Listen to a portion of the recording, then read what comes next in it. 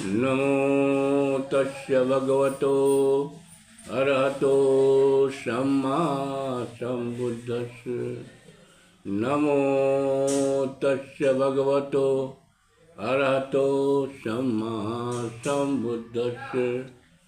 नमो तस्य भगवतो अरहतो सम्मा सम्बुद्धस्य। मगध नरेश बिंबिसार ने श्रवण गौतम को समझाया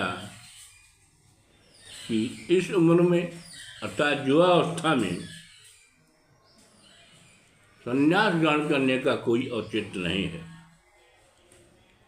यह अवस्था तो तेज, ओज, पराक्रम, पुरुषार्थ युक्त होता है। नौजवान पढ़े सुख भोग कर संतान उत्पन्न करता है। मुझे ऐसा लगता है कि तुमने अपने पिता या पत्नी के मन मुटाव और झगड़े के कारण संन्यास ग्रहण किया है। यदि ऐसा है तो सब कुछ भूलकर घर लौट जाओ, या तो मेरे आधे राज पर शासन करो, लेकिन संन्यास का हाथ छोड़ दो। सम्राट गौतम राजा बिंबिसार के सरल स्नेह युक्त शिक्षा पर बातें सुनकर सोच विचार कर अपने विचार प्रकट किए। सुनिए प्रिय वचन मगध केरी, बोले मंज वचन हेरी। पाए स्नेह सरस यस आजू, मैं सब भात भयो किल काजू। मगध राज बिंबिसार की प्रिय वाणी को सुनकर सम्राट गौतम अपने मन विचार कर सुंदर वचन बोले, हे राजन, आपका सरल स्नेह पाकर मैं सब प्रकार से कृतार्थ हूँ, कृतकार्य हूँ। निज मतव्य कहूँ अब थोरे, अहे विराग उचित मत मोरे। जलट समान है तरनहु लोगो, परम धर्म फल पावन जोगो। हे राजन, मेरा बैराग लेना उचित है, क्योंकि संसार में बड़े बुढ़ों की युवकों को भी धर्म का महान फल प्राप्त करने का अधिकार है। जिस प्रकार बड़े बुजुर्ग धर्म फल प्राप्त करते हैं, महान फल प्राप्त करते हैं संन्यास लेकर, उसी प्रकार युवकों को भी यह अधिकार होना चाहिए। शुभ हित होय शुभ ही सब काला, होय अशुभ हित अशुभ बुराला। और जामो गूढ़ जगत गति देवा, काल अकाल हूँ करत कलेवा। हे राजन, शुभ कार्य के लिए सभी समय शुभ होते हैं, अशुभ कार्य के लिए सभी समय अशुभ होते हैं। हे राजन, आप संसार के इस गूढ़ रहस्य से परिचित हैं कि संसार के बहुत से प्राणी अकाल ही काल के गाल में समा जाते हैं, उसके ग्रास बन जाते हैं। पाए जवान ही सो मरि जावे, सो कहीं भात धर्म करी पावे। सोच समझ शुभ कारज कीन्हा, समय विरुद्ध विराग न लीन्हा। अगर कोई आदमी जवान होते ही मर जाए तो वह धर्म की साधना कैसे करे? मैंने सोच विचार कर ही शुभ कार्य किया है, प्रतिकूल समय में बैराग नहीं लिया है। जो लागे दंपत रूप महु, संग रहे हम दोई। तो लाग सेल स्नेह रते, रार न की नहीं कोई। जब तक हम दोनों पति पत्नी के रूप में एक दूसरे के साथ रहे, तब तक स्नेहशील से सिक्त रहे हैं। हम दोनों में से किसी ने कभी कोई कला नहीं किया है। गुरु पित मातु सतत अनुकूला, कहीं न भूल बचन प्रतिकूला। सब सुरस जाने अनिल असारू, निज रुचि राखे तजो घर बारू। माता पिता तथा गुरु सदैव ही मुझ पर प्रसन्न रहे हैं। उन्होंने कभी भूल कर भी मेरे बुद्ध कोई बात नहीं कही है। सब प्रकार के सांसारिक सुखों को नश्वर तथा स्वाधीन समझकर मैंने अपनी इच्छा से ही घर बार छोड़ दिया है। गुण धुन जांच पर कृपति आछे, धरि पद यज्ञ धरो कि मैं पाछे, तह तज राजे ते अपनाऊं, पति जड़ बुद्ध जगत कहाँ पाऊं। मैंने भली बात सोच समझकर मार्ग को जांच परख कर ही पैर आगे बढ़ाया है, अब उसे पीछे कैसे रखा जा सकता हूँ। वहाँ मिला मिलाया राज छोड़कर यहाँ आपसे दिया हुआ राज स्वीकार कैसे कर लूँ। मुझसे बड़ा मूर्ख और कौन हो सकता है। संत सहूँ सुखदाई, कटक बटोरे की करब लड़ाई, करिमख कर्म बेत पस धातु, चहे न मोर सुरग सुखरासु।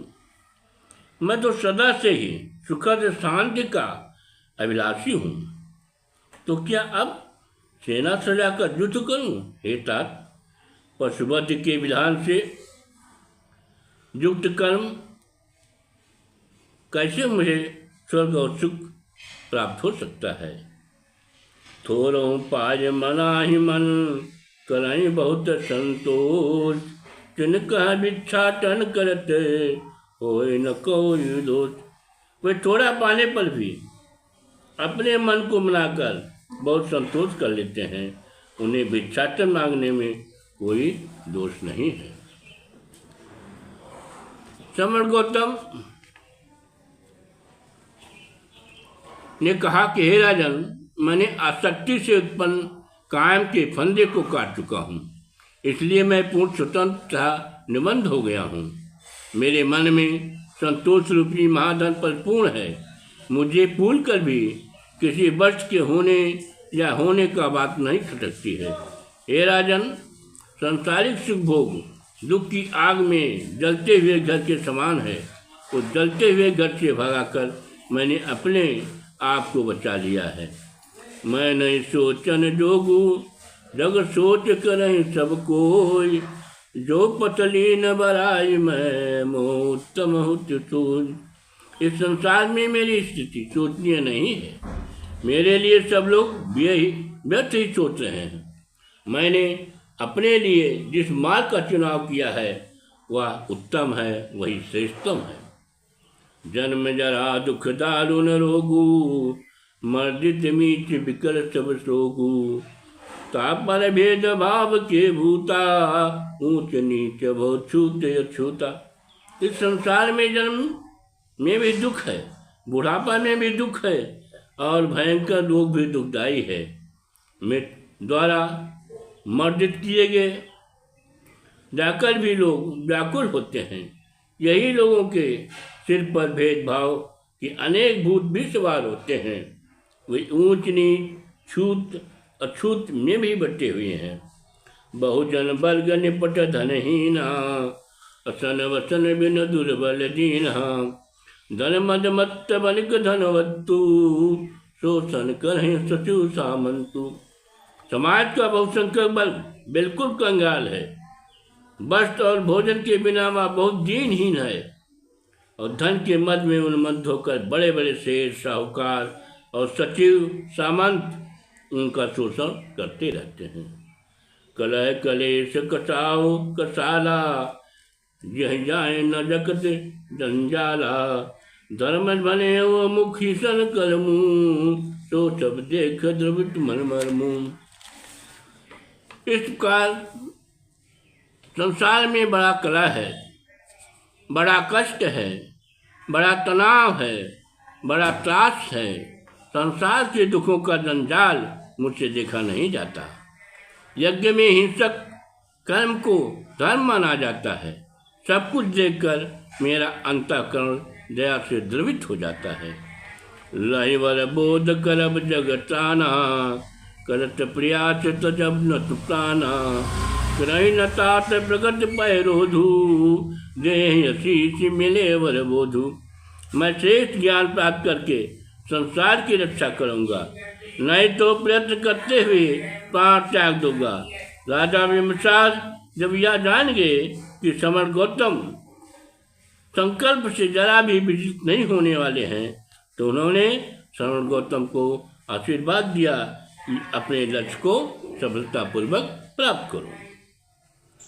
पाई प्रबोध प्रकाश ही लोक, पुनीत आए हरो महु शोक। और चलन चाहूँ अब अनुमत देहूँ, माथ नवाए गए गेहूँ। उत्तम ज्ञान प्राप्त करने के बाद उसके प्रकाश से प्रकाशित करना, फिर राजगृह आकर मेरा शोक भी दूर करना। यह कहकर राजा बिंबिसार अपने राजमहल वापस लौट आए। गए जनराय रही मन भाई, अरण्य चटायल वेल। आई गई सुध साँझ तबे, बन जीव सवे तर तीर सकेल। घेर रही करनी करी को हरि, हरित संग करें अट खेली। दूर रहते महके विरई, चिरई चहके बहके बनबेली। राजा राजमहल चले गए। श्रवण गौतम ने अपने चारों ओर फैली हुई वन क्षेत्र की अनुपम छटा को निहारा। उनको बहुत अच्छा लगा। उसी समय वन जीवों को जलाशय के किनारे एकत्र करती हुई संध्या सुंदरी भी आ गई, अर्थात शाम हो गया। दूर से फल फूलों की महक आ रही थी। चिड़िया पेड़ों पर चहचहा रही थीं।